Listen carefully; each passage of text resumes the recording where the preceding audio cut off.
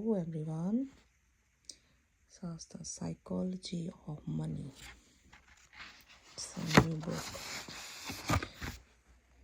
written by Morgan Housel. I say bursting with ideas. Everyone should own a copy. Yes. There is praise for psychology of money. So usually I listen this book from one talk show. So they say 5 books we should read. So I order one. Psychology of Money, Timeless Lesson on Wealth, Greed and Happiness. So this looks interesting. My parents will teach me. Nice. Okay, so no one's crazy. Contents. Yes. Introduction. Wow, surprise. US change.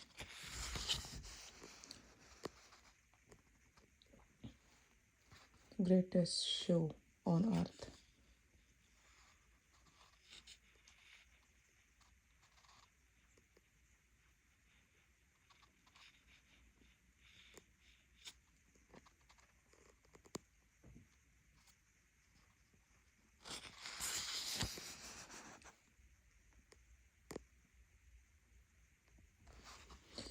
These introductions.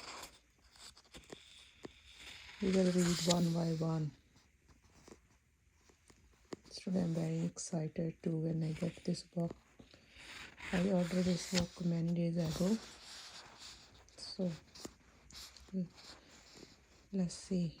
Number 1, no one crazy. Your personal experience with money make up maybe 0.0000001% of what happened in world, but maybe 80% of how you think the world works. Okay.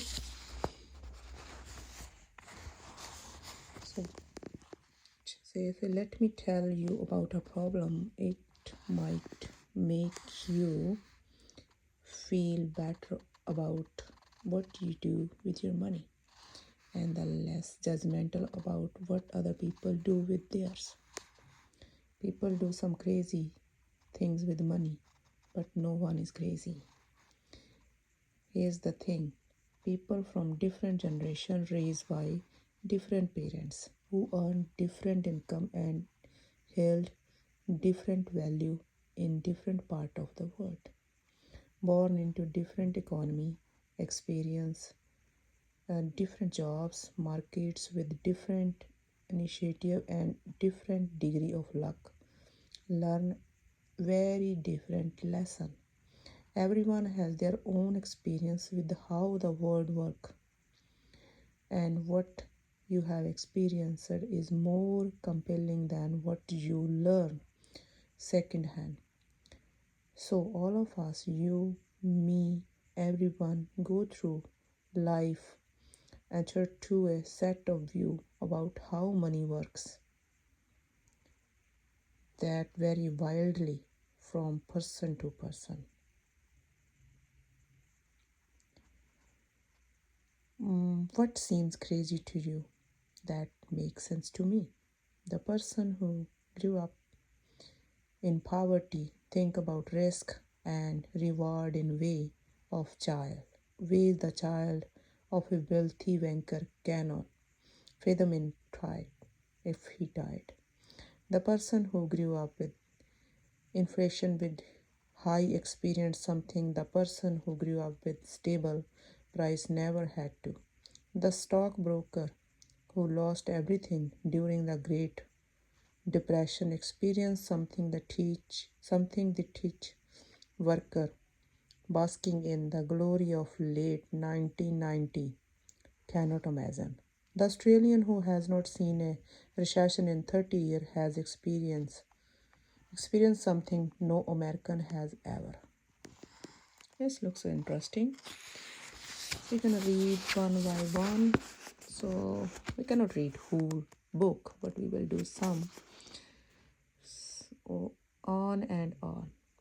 The list experience is endless. You know stuff about money that I don't, the vice versa. You go through life with different belief, goals, and forecast than I do. That's not because one of us is smarter than the other or has better information. It is because we have had different lives shaped by different and equally pervasive experience. Your personal experience with money make up maybe 0.00000000000% of what's happened in the world, but maybe 80% how 80% of how you think he would work. 80% of how you think the world work. So equally smart people can disagree about how and why recession happen, how you should invest your money, what you would prioritize, how much risk you should take, or so or on and so on. In his book 1930 America, Frederick Louis Allen wrote the Great Depression marked millions of Americans inwardly for the rest of their lives. But there was a range of experience. 25 years later, he was running for president. John F. Kennedy was asked by a reporter that he remembered from the Depression. What he remembered from Depression. He, mar- he remarks, I have no first-hand knowledge of depression. My family had one of great fortune of word and it was worth more than ever. We had bigger house, more servant, and traveled more. About the only thing I saw directly was when my father hired some extra gardeners just to give them a job so they could eat. I really did not learn about the depression until I read about its Harvard.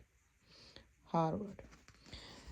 This is the major point of 1960 election. How people thought could someone has no understanding of biggest economic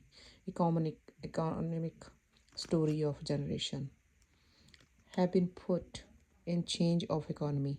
It was the many way overcome only a JFK's experience in World War II. That was the other most widespread emotional experience of previous generation and something in primary opponent Hubert Humphrey that did not he have. We can just complete this one today. So the challenge for us is that no amount of studying or over mindlessness can genuinely recreate the power of fear and uncertainty. I can read about what it was like to lose everything during the Great Depression. When I don't have the emotions, scars, and those actually experience it. And the person who lived through it cannot fathom why someone like me could come across and complacent about complacent about things like owning stocks.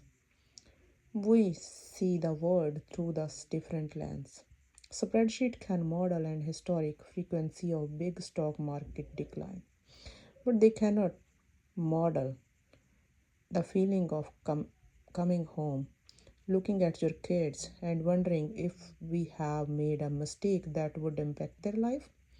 Studying history make you feel like you understand something, but until you have lived through it, personally felt as consequence, you may not understand it enough to change your behavior. We all think we know how the world works, but we have all only experienced a tiny sliver of it. And as investor Michael Batnick says, some lessons have to be experienced before they can be understood. So we are all victim in different way to that truth. So let's read the next one tomorrow. So I'm thinking this book is interesting. My English is pretty slow because this is my second language, but I try my best. But I like this book. Thank you so much for listening me.